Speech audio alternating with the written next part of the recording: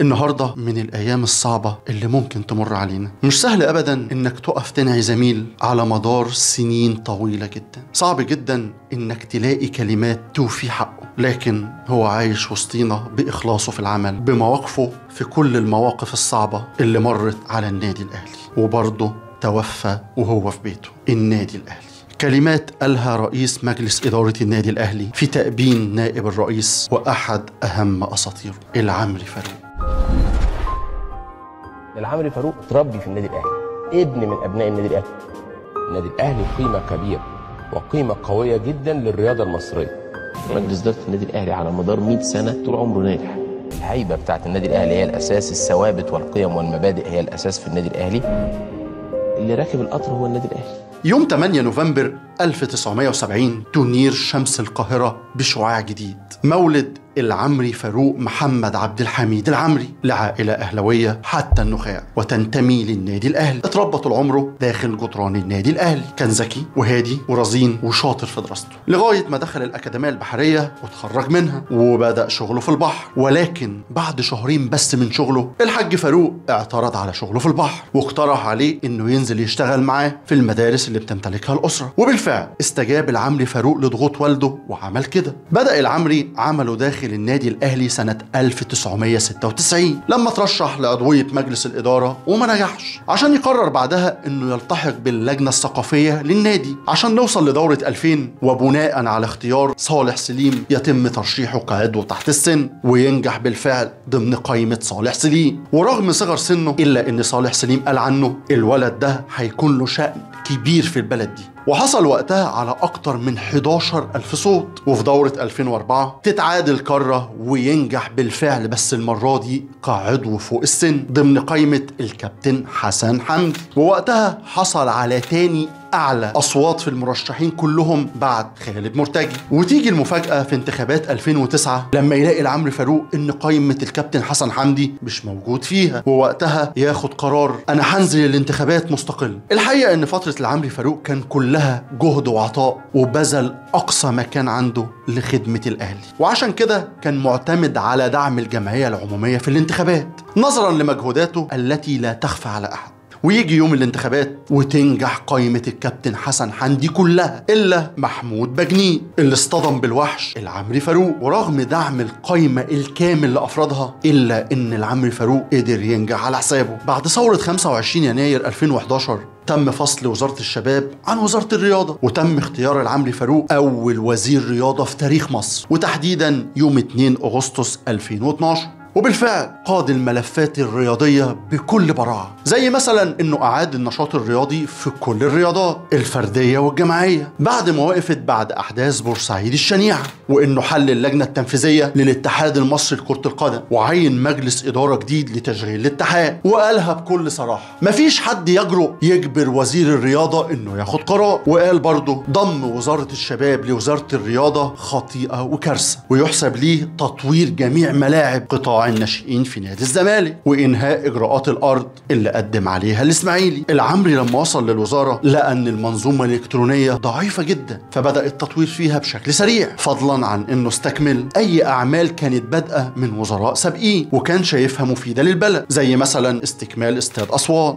واستمر في الوزارة لحد 2 يوليو 2013. وقتها استقال ضمن 6 وزراء استقالوا من وزارة هشام أنديل. وطبعا لأنه نجح دورتين ورا بعض ما كانش ينفع انه يكون في مجلس المهندس محمود طاهر للفترة ما بين 2014 ل 2017. ولما قرر محمود الخطيب انه يترشح في دورة 2017 صمم ان العمري لازم يكون موجود ضمن القائمة، ومش مجرد عضو، لا نائب للرئيس. وده بسبب ايه؟ اخلاقه ومبادئه ونجاحاته العظيمة وخبرته كعضو مجلس ادارة من 2000 ل 2012، وكمان وزير رياضة سابق ومدير المكتب التنفيذي لمجلس وزراء الشباب والرياضة العرب، ونائب رئيس المجلس الأعلى لوزراء الشباب والرياضة في أفريقيا، ورئيس هيئة استاد القاهرة الدولي، ورئيس مجلس إدارة المركز الأولمبي بالمعادي، ورئيس مجلس إدارة مراكز الطب الرياضي التخصصية، ورئيس مجلس أمناء المجلس العربي للعلوم الرياضة والتنمية البشرية. خلي بالك كل ده حصل قبل ما تعلن قائمة الخطيب ترشحها 2017.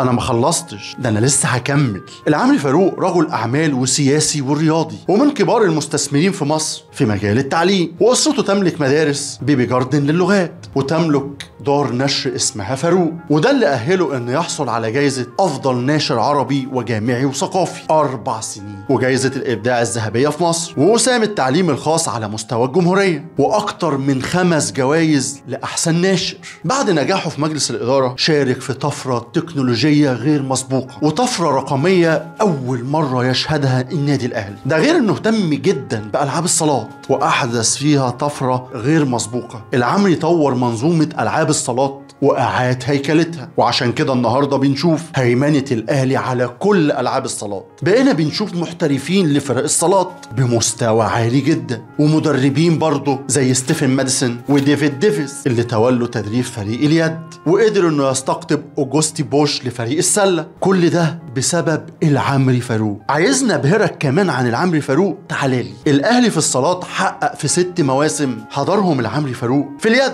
12 بطولة رجال و9 سيدات، في السلة 13 بطولة رجال و15 سيدات، في الطايرة 13 بطولة رجال و14 بطولة سيدات. يعني في ال3 لعبات دول إجمالا الأهلي حقق 76 بطولة، 38 رجال و38 نساء في 6 سنين.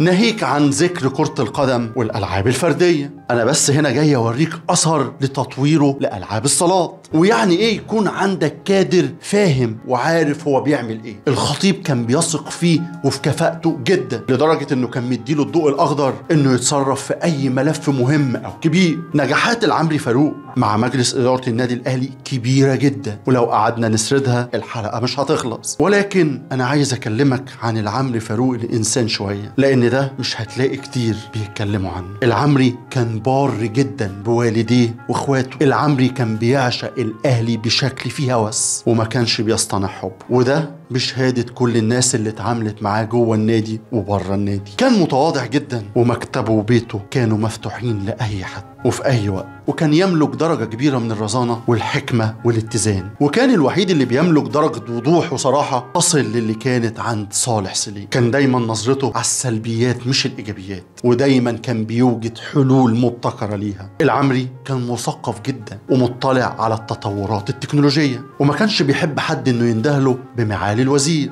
كان بيقول لهم قولوا لي يا عمري. العمري فترته كوزير ظهر فيه حبه الجم والشديد لمصر، لما أصر في عز المشاكل اللي كانت موجودة في التوقيت ده انه يرجع النشاط الرياضي زي الأول. يوم 7 نوفمبر قرر النادي الأهلي انه يعمل له عيد ميلاد. راح العمري فاروق لمقر مجلس إدارة النادي الأهلي بالجزيرة، وأثناء احتفالهم بعيد ميلاده وقع وسطهم، وكأنه كان رايح اليوم ده مخصوص عشان يودعهم، بس يودعهم زي ما كانوا متعودين عليه، صلب وقوي وواقف على رجليه ومبتسم، عشان يتم نقله بعدها للمستشفى ووضعه على أجهزة التنفس الصناعي. وفي يوم 26 يناير تتلقى الجماهير الأهلوية خبر كالصاعقة: وفاة العمري فاروق عن عمر يناهز 53 سنة. الخبر اللي ما كانش حد مصدقه بسبب شدة وقعه على الجماهير. الأهلي افتقد قوة كبيرة جدا في مجلس إدارته بوفاة العمري. جنازة العمري فاروق كانت أسطورية